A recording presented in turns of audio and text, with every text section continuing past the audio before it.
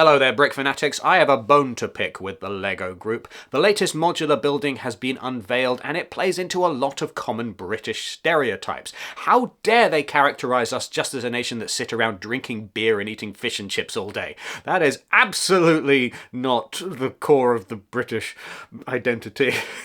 To be clear, because I'm aware that dry British sarcasm doesn't necessarily translate to every other nation on Earth, I am being sarcastic here. This set looks absolutely beautiful. It is very fun to see so many iconic British things recreated in LEGO form, and frankly, as far as British stereotypes go, these are some of the kinder ones. I mean, we don't all have chimney sweeps at this particular moment in history, but even so, this is absolutely just wonderful. Just such a beautiful set and really, really fun to see as a Brit.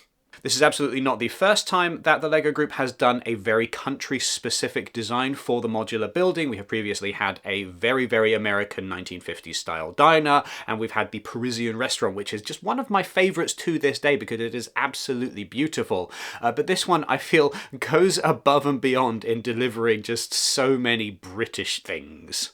Briticisms? Can I say Briticisms? I feel like I can say Briticisms, but it's going to upset some people. Before this set was revealed, there were rumours floating about that this was going to be some kind of townhouse. We did a video on it at the time and said that, well, we've already had like the bookshop and the additional house that came with that, and so that felt like it would be retreading the same things. And then there were rumours that it was going to be a B&B instead, and that sounded more interesting. But the fact that they've gone for a pub, just a full-on pub here, regardless of what else is going on in the other rooms in the building, that says more than you might expect about what the LEGO Group is doing here, and how some of their attitudes are becoming a little bit more flexible when it comes to long-standing LEGO Group rules. There's no real getting around it. A British pub is designed first and foremost for drinking alcohol, and the fact that this is a pub means that the LEGO Group is allowing a slightly, just a bending of the rules with regards to representation of the consumption of alcohol in LEGO form. You do get this every now and then. The LEGO Group tries to be as vague as possible, so you'll get like a wine cellar, or in Thor's Grub era set, you get a bunch of bottles scattered around, but there's no explicit reference saying this is definitely alcohol, and that is the case here yet again. We've not, for example, got like a boozy minifigure that's throwing up in the corner. We don't have explicit references to what is on tap in this particular pub, but at the same time, people who know. And so it just blurs the line a little bit there, and it's interesting to see that the LEGO Group is willing that kind of flexibility, not unlike how in 2024 they've been a little bit more flexible with the representation of religious iconography with the release of Notre Dame, where they said, yeah, but it's got other cultural uses beyond religion, which is okay, fair enough. And again here, I guess you might not necessarily be buying an alcoholic drink in this pub. It's just that these places are normally 18 plus establishments in the UK because most people are drinking alcohol. One of the things that really stands out from this set, I think, is that wonderful mock Tudor design up at the top. So you've got the lower level of the pub, and then you've got a layer of brick, and then right up the top you've got these wonderful dark beams with the white around them. It looks absolutely fantastic. There's a really neat looking build technique in here that's allowed for diagonal beams, which I'm very interested to explore in greater detail. But it led me to thinking, why this particular style? And why do we like it so much as a nation? And indeed, while we're on the subject of whys, why have we got these icons of British architectural design and food and drink? What is their relevance, and why are they so perfect for adaptation into LEGO form? Now, if you've seen the endurance video or the love video, you know what's coming now. By popular demand, it's time for a history lesson. Yay! Yes, I'm doing another of these videos, and this one's actually very interesting. So if you want to get a better understanding and appreciation of what is going on inside the new modular building, so that when you build it, you can be like, I know what I'm doing here. Well, strap in, because this is going to be a lot of fun. We're going to do the history of Tudor architecture, we're going to do the history of British pubs, and we are going to do the history of fish and chips in the United Kingdom. So this is going to be very fun.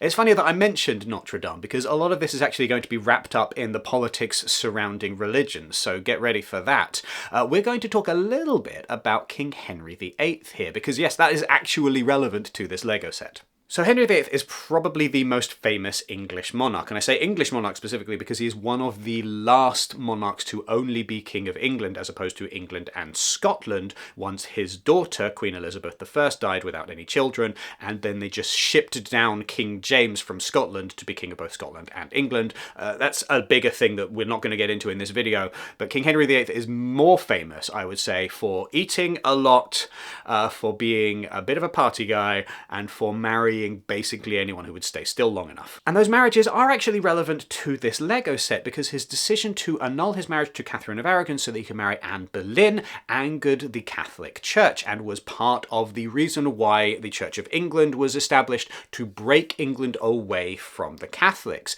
And that is relevant because this was a period of time where even if Henry VIII hadn't decided to just churn through a bunch of marriages very quickly, people were losing interest in the church, especially in the Catholic Church. They wanted to be able to do their own thing. There was a period of enlightenment and of learning and of questioning, hang on a second, how come we're giving so much money to the Catholic Church? And that is relevant because it is around this time that for the very first time in English history, a lot more people had access to the money necessary to make slightly nicer houses because they weren't paying quite so much in tithing.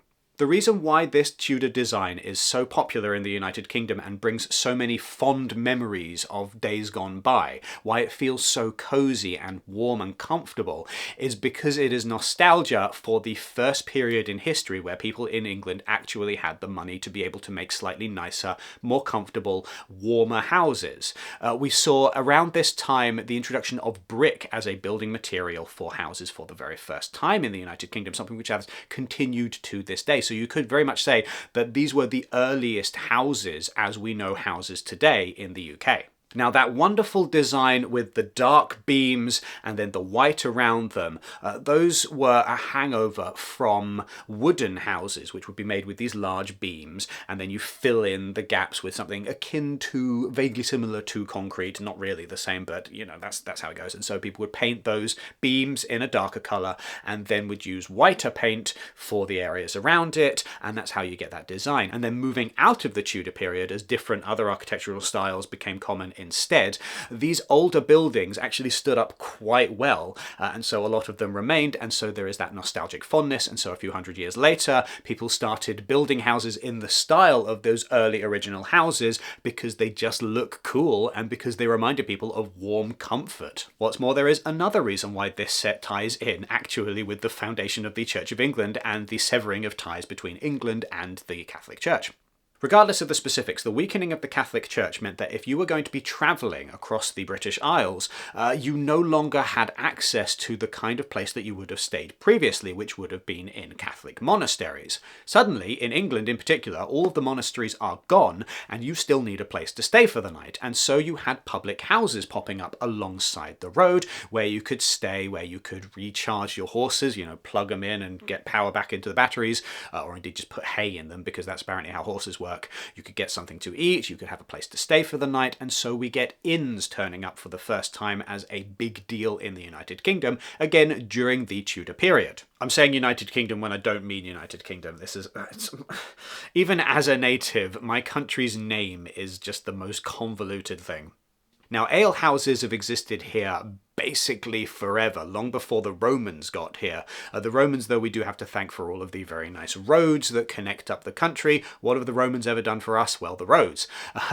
But these kinds of pubs and taverns were really only something that kicked off as the monasteries lost their power and people had to travel, and travel became more affordable and more comfortable for a lot of people because, as mentioned, people have got more money now that they're not all giving it to the Catholics, and because of that, well, they needed places to stay, and that's what gave us pubs. And so the pubs that you see in the United Kingdom that have that Tudor design to them have that for a reason, because that's what the original pubs looked like all the way back during the Tudor period, because that's when pubs started. Personally, I find that absolutely fascinating, but that might just be me. Anyway, shall we talk about fish and chips? For the introduction of fried fish to the British Isles, we go back to something that is a little bit political and a little bit religious all at the same time, because the first people to bring fried fish to the UK in the form that we know it today were Portuguese and Spanish immigrants of Jewish heritage.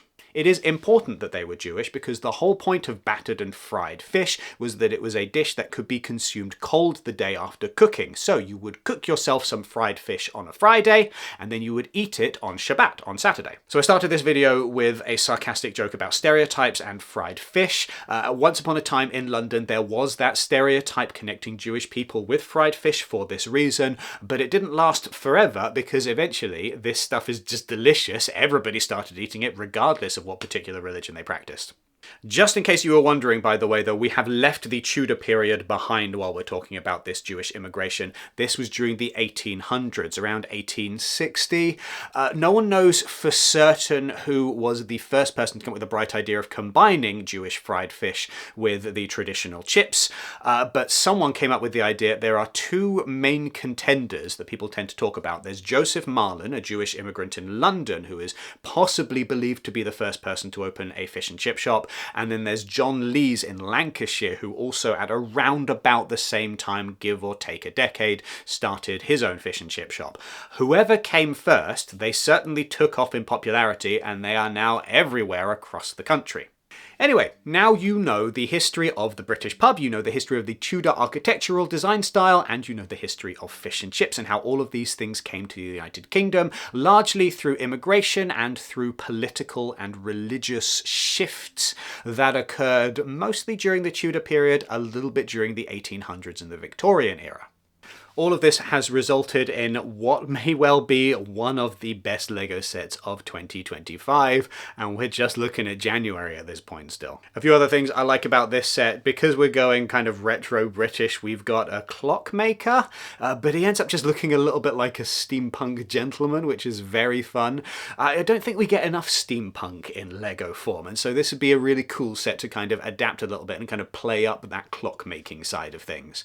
I also really like and want to draw your attention to the fact that the railing here is using golden battle droid legs, which is something that we've not seen before. That's such a neat use of a part in a different way. But all of that said, what are your thoughts on the new Tudor Corner LEGO set? Let us know in the comments down below. Also, make sure that you do all of the rest of the YouTube things, giving this video a thumbs up and hitting subscribe and the notification bell. Now, if you're going to be purchasing this set or anything else from the LEGO website in the near future, make sure that you use the QR code that is currently on screen or the affiliate link, which is down in the description, which take you straight to the LEGO website. When you make a purchase through that link, it gives us a little bit of the percentage of that sale without costing you a penny extra. It just helps to keep things going at Brick Fanatics and helps to keep us making videos like this one.